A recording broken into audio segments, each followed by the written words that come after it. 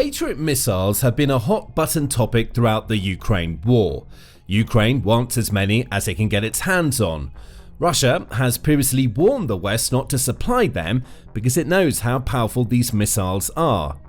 The West ignored that particular red line. Still, Ukraine's call for Patriot missiles hasn't ended, and there's a good reason why. Patriots are the best tool Ukraine has to defend itself against Russian President Vladimir Putin's aerial bombardments. But what are Patriot missiles? And why does everybody, including Ukraine, want them? This video examines the answers to those questions, starting with the big reason Patriots are so vital. There is no better air defense missile for tackling ballistic missile threats. A ballistic missile is a rocket-propelled self-guided missile that follows a ballistic trajectory to its target.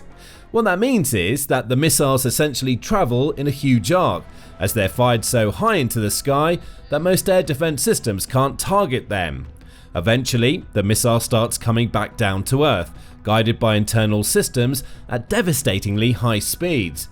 That makes them hard to hit even in their terminal phase, when they would be coming within range of typical air defenses. Ballistic missiles are also powerful and can be loaded with explosive, chemical, biological, and in some cases nuclear warheads. They're launchable from land, sea or air, depending on the type of missile, and they represent a massive threat to any nation that's forced to confront them. Russia has a lot of ballistic missiles. Precisely how many depends on the source. On June 21, the Kyiv Independent reported that Russia's current weapons arsenal includes 1,950 missiles, along with many more thousands of drones. Not all of these are ballistic missiles, but the Kyiv Independent did report that among the 1,950 are 500 Iskander-M ballistic missiles, 150 of Russia's hypersonic Kinzhal missiles, and up to 60 KN-23 ballistic missiles. The latter are made in North Korea and have likely been supplied to Putin thanks to his cooperative defense agreement with the otherwise isolated nation. Slightly different numbers were reported by Defense Express a month later.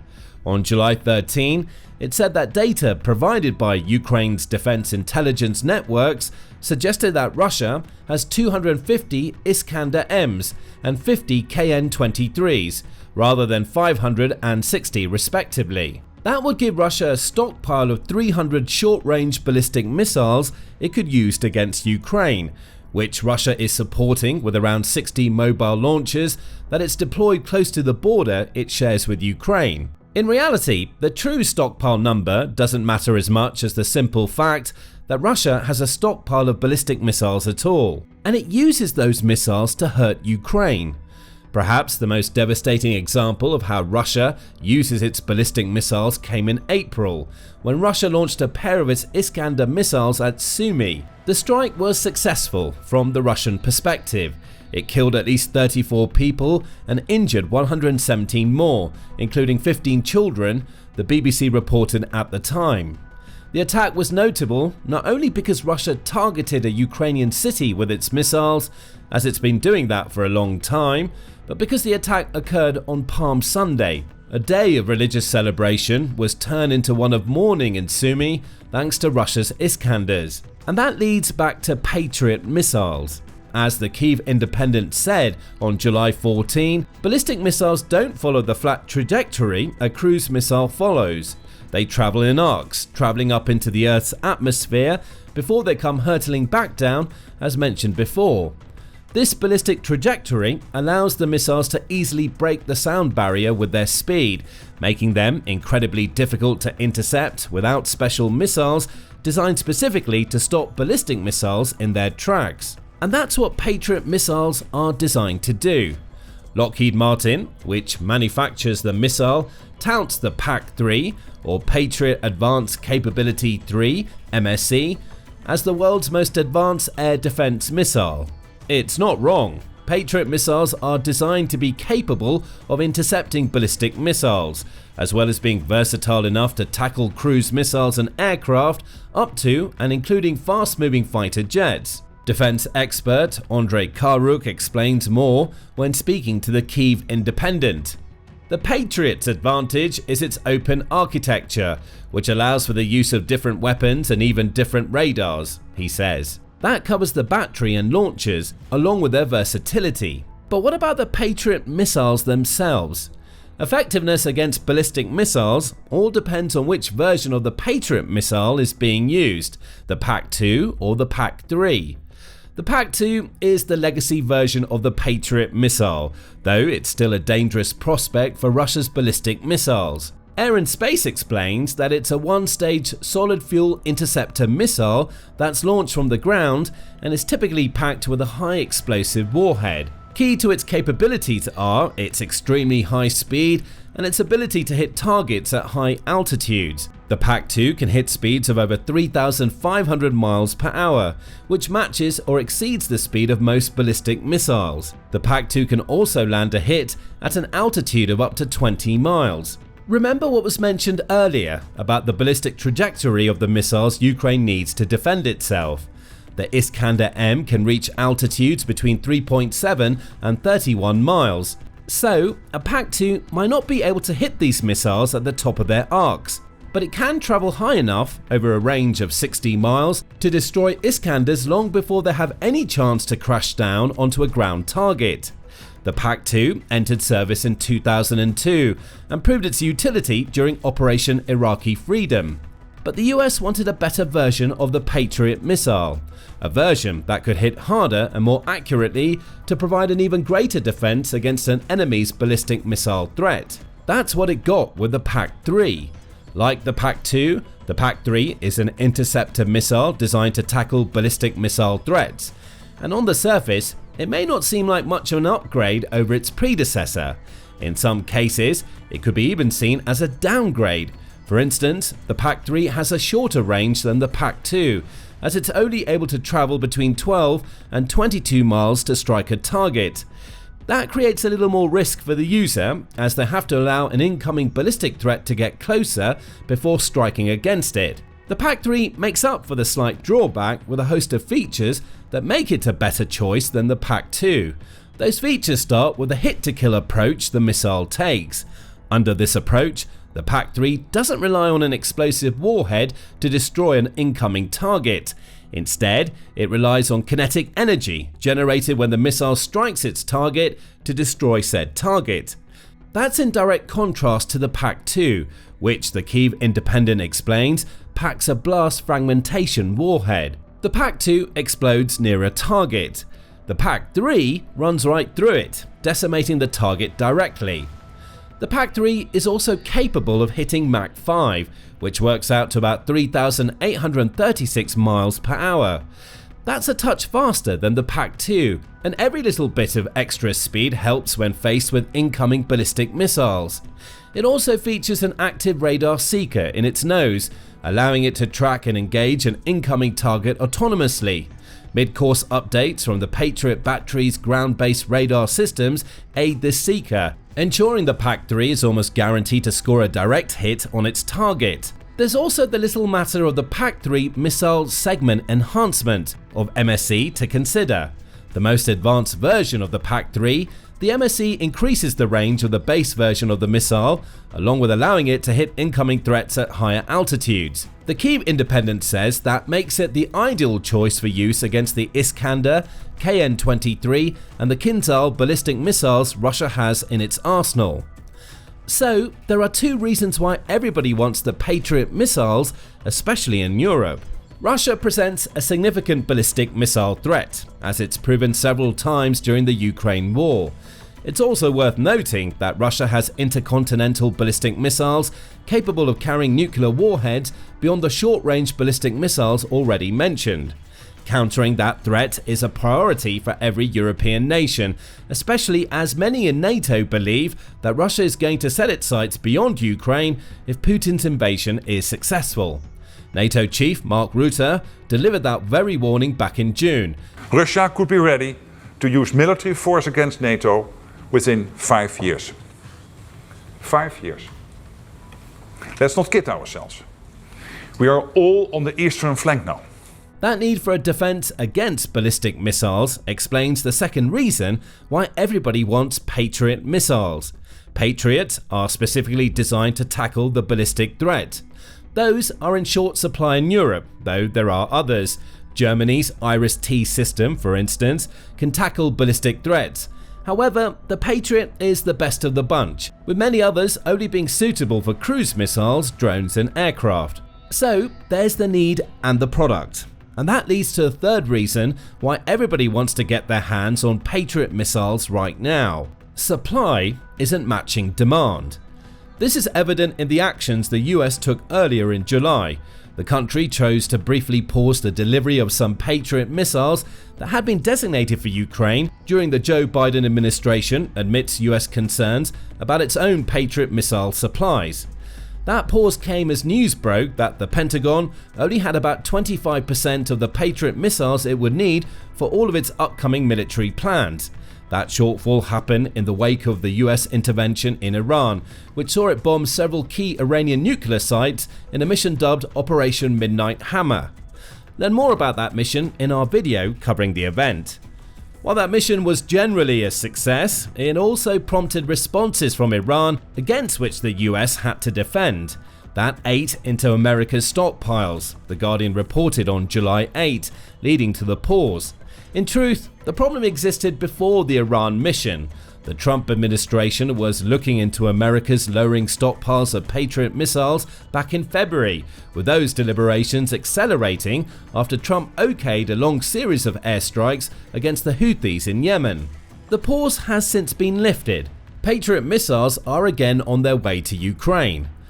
But even then, Ukraine isn't getting anywhere near as many as it needs. The Kyiv Independent says that the US has agreed to send 10 Patriot missiles to Ukraine at a cost of around $4 million per unit. That's something. But Karuk says that it's a drop in the ocean compared to what Ukraine needs to defend its skies against Russia's ballistic missiles. Firing at ballistic targets typically requires the launch of 2 missiles at once to shoot them down accurately, Karuk adds. Some simple math tells us that 10 Patriot missiles can take out 5 Russian ballistic missiles if Karuk is accurate. Given that Russia has stockpiles of ballistic missiles that number in the hundreds, it's clear why 10 is a drop in the ocean. And the US isn't immune to this problem. Refocusing on Iran again, according to The Guardian, Iran has around 1,000 ballistic missiles it could choose to use against America's bases in the Middle East if that conflict reignites. The US will be hoping it won't. It's now pushing for peace in the Middle East after Operation Midnight Hammer. But if Iran starts firing missiles, the US only builds around 600 Patriot missiles per year to counter them. Assuming the numbers provided by both Karuk and The Guardian are accurate, that means the US will need a little over 3 years to manufacture enough Patriots to cover all of Iran's ballistic missile stockpiles. And remember that Iran is just one of the countries that could represent a threat to the US. China and Russia also have ballistic missiles, so do other potential Western enemies, including Belarus, North Korea and Pakistan. Even the Houthis in Yemen have several types of ballistic missiles, including the SS-21 and Frog 7, says the Arms Control Association. For every Patriot missile the US delivers to Ukraine, it loses a missile it could use to defend itself against the threats of any of these countries might pose during a direct conflict. It's supply and demand. The US controls the supply, and it has plenty of potential internal demand to justify restricting how many Patriot missiles it sends elsewhere. Ukraine understands this and has been trying to come up with solutions. It's urged its other Western partners, beside the US, to provide it with Patriot missiles and systems. But again, the stockpile issues rear their ugly heads. Many of Ukraine's Western partners are hesitant to donate their Patriot missiles for the same reason as the US. They need what they have to defend themselves in the case of a future attack. Ukraine has also suggested that it could build Patriot missiles domestically if the US grants it a license to do so. During the 25th Ramstein summit in January, Zelensky claimed that talks were taking place that could lead to this becoming a reality. And we've had talks with the US about licensing the production of air defense systems and missiles here in Ukraine, and this could become a significant part of our security guarantees, and it's absolutely doable. However, nothing seems to have come of those talks yet. That's not surprising. The Patriot missile is among America's most advanced, so it would be wary of explaining exactly how it works to anybody. Plus, allowing Ukraine to build the missiles, even under license, creates the possibility that it may later start selling them to its allies. The US doesn't want that. It prefers to control the supply, which creates a demand problem when said supply is only 600 Patriot missiles per year to spread around several buyers. Frank Ledwidge, who is a specialist in military capabilities and strategy at the UK's University of Portsmouth, sums up the situation to the Kyiv Independent. The US clearly won't tell us how many missiles they have, nor should they, but I don't think they're in a good place, Ledwidge told the outlet. They would see supplying weapons to Ukraine as risking their own future, particularly in the Western Pacific and to a lesser extent in the Middle East, which they view as a secondary theatre. So the licensing suggestion seems to have been rejected, and Ukraine isn't having much luck convincing its Western allies to deliver more Patriot missiles, given that they all want their Patriots just as badly. So is there any possible solution to the supply problem? In the US, Lockheed Martin has been slowly receiving more funding to build Patriot missiles. A Defense News report from 2024 reveals that the company was building 350 of the missiles annually back in 2018. That had risen to 500 per year in 2021, which is the year before Putin invaded Ukraine, and Lockheed Martin had enough funding to produce 550 of the missiles in 2024. It's now building 600 per year, as The Guardian said, which suggests that the US is slowly scaling up production. Lockheed Martin has also built an 85,000 square foot production facility that allows it to make more of its PAC-3 MSE missiles faster. By 2027, the company intends to be at a point where it's building 650 Patriot missiles per year. That's good progress, of course, but as already established, even hitting 650 new missiles per year isn't enough to maintain US stockpiles, keep the Patriots' European users supplied, and ensure that Ukraine has enough of the missiles to defend itself against Russia. The German defense manufacturer Rheinmetall also seems to be stepping into the fray. On May 18, Militani reported that the company is collaborating with Lockheed Martin to establish a large-scale production facility in Europe that will manufacture ATACMS and Patriot PAC-3 missiles. Negotiations are still underway, but the specific reason given for the move is that US production isn't keeping pace with demand. As Rheinmetall CEO Armin Papiger explained, "Sometimes it takes 10 years to receive missiles from the United States, and that's too long." However, that project isn't guaranteed to go through. Not only does Rheinmetall have to receive a license to build the facilities it's suggesting, which it may get thanks to its collaboration with Lockheed Martin, but it also needs time to get production up and running. Papiger says Rheinmetall could have a production line up and running in 12 to 13 months, but that doesn't mean Patriot missiles will start flooding into Europe and Ukraine soon after. Assuming the facility is even built, Rheinmetall would spend 2026 building missile engines and would only start making the missiles themselves in 2027. Full production wouldn't even be possible until 2028 or 2029. And even if everything goes smoothly with this potential deal, Papiger suggests that the current missile needs are between 250 and 300 PAC-3 missiles per year. Add that to the 650 Lockheed Martin hopes to be making by 2027, and that's between 900 and 950 per year. It's more supply, sure, but it's still not enough to supply everybody who wants Patriots unless something drastic, such as the end of the Ukraine war, happens. Nevertheless, steps are being taken in the right direction. As for Ukraine, it at least looks like it will be getting a little help to get its hands on more Patriots. On July 14, Australia's ABC reported that Trump claims the US will be sending more Patriot systems, including missiles, to Ukraine. The cost of those systems will be reimbursed by America's NATO and European allies, the president says. That could mean that the US supplies the missiles and systems directly in exchange for cash, or its partners send their systems to Ukraine, which the US then replaces with new missiles and Patriot batteries at the donor's cost. However, if it will work, this is good news for Ukraine. The country is going to get more Patriot missiles at a time when it sorely needs them, and these are separate from the 10 already allocated as part of the previously paused US military aid package. But how many and when these missiles will arrive are questions that have yet to be answered. One thing is clear, everybody wants Patriot missiles.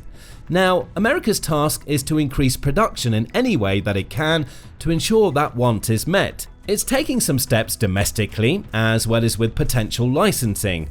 But more needs to be done to both maintain its own stockpiles and ensure its partners aren't waiting for up to a decade to get their hands on one of the world's most desirable missiles. Of course, Patriots aren't the only tools for damaging Putin's aerial assaults. Ukraine has more that can target the hordes of drones Russia sends every month, including Germany's Skynex. Discover how this powerful air defense system is terminating drones out of the sky in our video, and remember to subscribe to the Military Show for more videos covering what's happening with the Patriot missile system.